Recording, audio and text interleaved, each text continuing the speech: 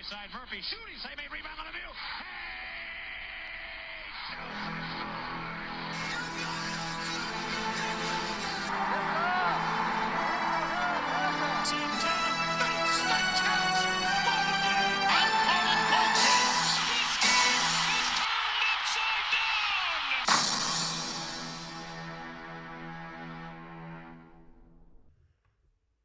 Hey everyone, this is Casey. You are watching the Red Rubber Duck Win All Sports Network. It's time for Week 4 of the NFL to come into fruition. We are 3 weeks into the NFL season. There's already been so much chaos, especially during Week 3. Special teams have shown why they're extremely special, and it's time to see what Week 4 brings. Let's go ahead and go over all of the 16 games. So first up, we have Thursday Night Football, and that's the Seattle Seahawks taking on the Arizona Cardinals in an NFC West showdown. Already, early on, the NFC West is starting to look like a bloodbath. The Seahawks are just coming off of a 44-13 blowout win over the Saints. The defense and special teams have been impressive throughout the last 2 weeks, and they continue to find ways to score in all areas. As for the Cardinals, they're just coming off of a heartbreaking 16-15 loss to San Francisco. Main problem for the Cardinals was that they couldn't convert a third down in the fourth quarter to finish the game. If they're going to beat the Seahawks, they have to find a way to convert third downs. And no James Conner for the rest of the season is definitely going to hurt them.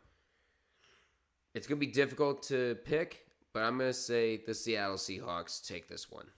Next up, we have our first ever Ireland game, and that's going to be at 9:30 in the morning here in the Eastern Time Zone. We got the Minnesota Vikings taking on the Pittsburgh Steelers.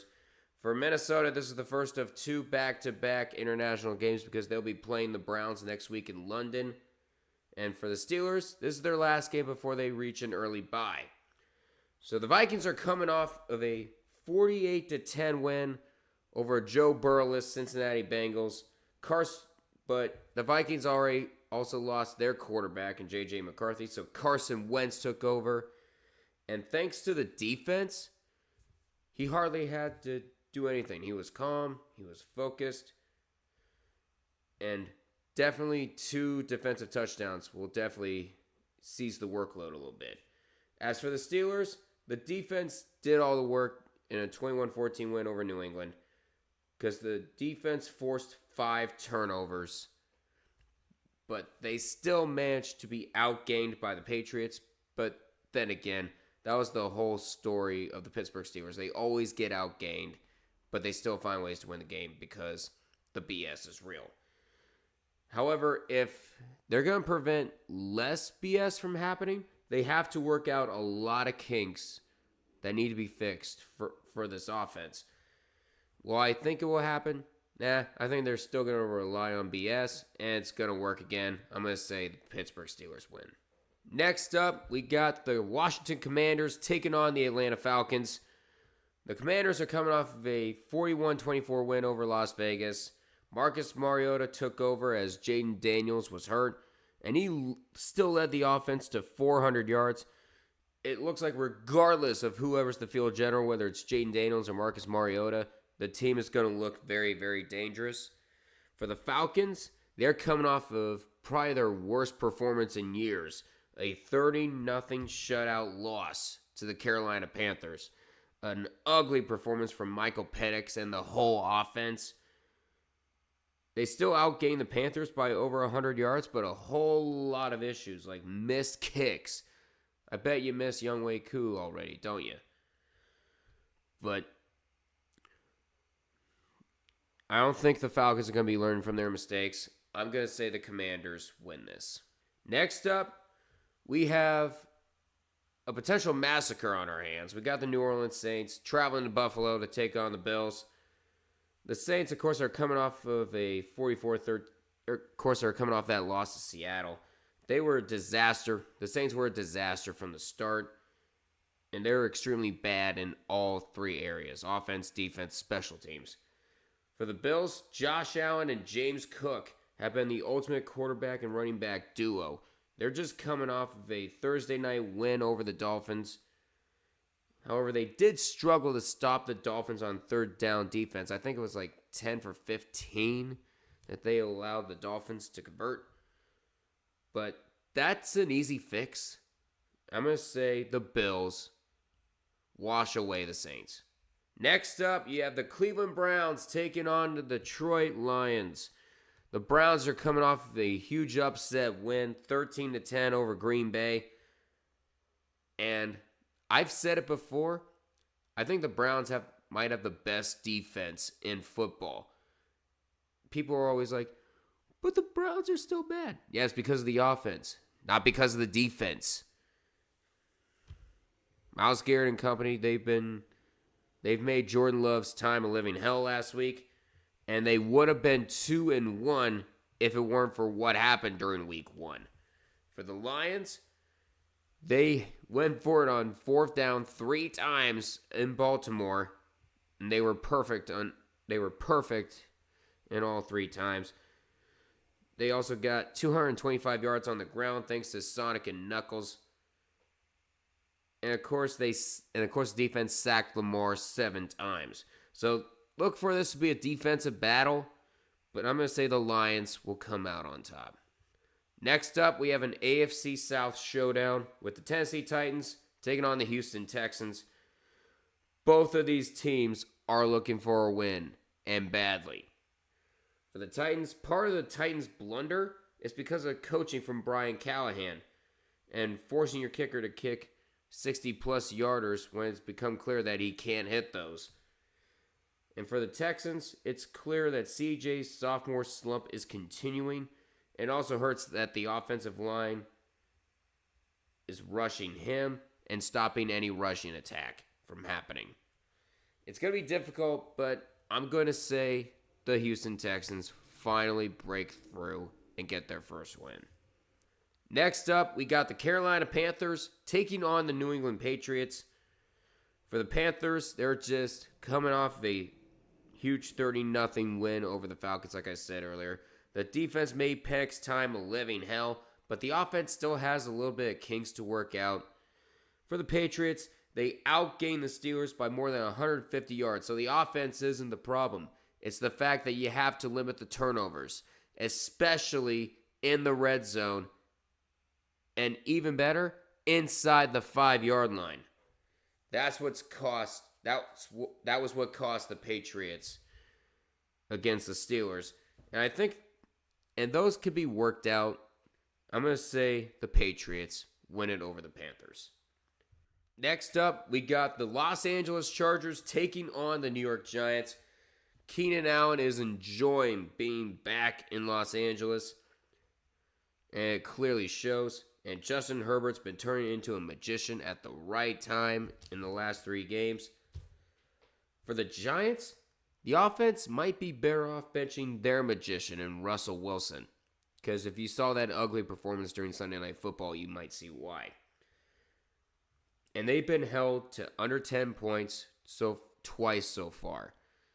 It makes you wonder what the heck was that in Dallas. But I'm going to say Los Angeles Chargers come into MetLife and make quick work. Next up, a battle of unbeatens. You got the defending champions Philadelphia Eagles taking on a rather battle-tested 3-0 Buccaneers. And I say battle-tested because if you saw what happened against the Jets, the NFL gods are really, really cruel. But there's a bright spot. Of course, Baker Mayfield turning Mika Ibuka into one of the top receivers in the NFL. He's really showing a lot of promise. For the Eagles, there's a whole lot of special team specials with 2 blocked field goals at the end of the game, including the game-sealing kick 6 from Jordan Davis. And the offense came alive during the 4th quarter. If you really want to win against this Buccaneers team, you have to show up for a full 60 minutes. But this is going to be a quote-unquote upset pick. I'm going to say the Buccaneers win this one. Next up, we got the Indianapolis Colts taking on the Los Angeles Rams. The Colts somehow, some way, are 3-0. And Daniel Jones and Jonathan Taylor, they've been turning into a dynamic duo. See, that's what happens when you're free from the Giants. And, of course, the defense got 4 sacks on the top overall pick, Cam Ward. So the defense is still looking deadly. As for the Rams,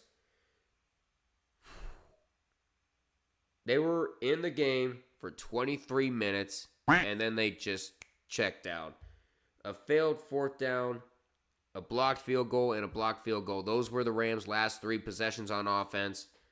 If they're going to want to beat the Colts, they have to limit the amount of mistakes. And I think that's what happens. I'm going to say the Rams hand the Colts their first loss. It's sad, though, because I kind of want to see the Colts go 4-0. Next up, we got the Jacksonville Jaguars taking on the San Francisco 49ers.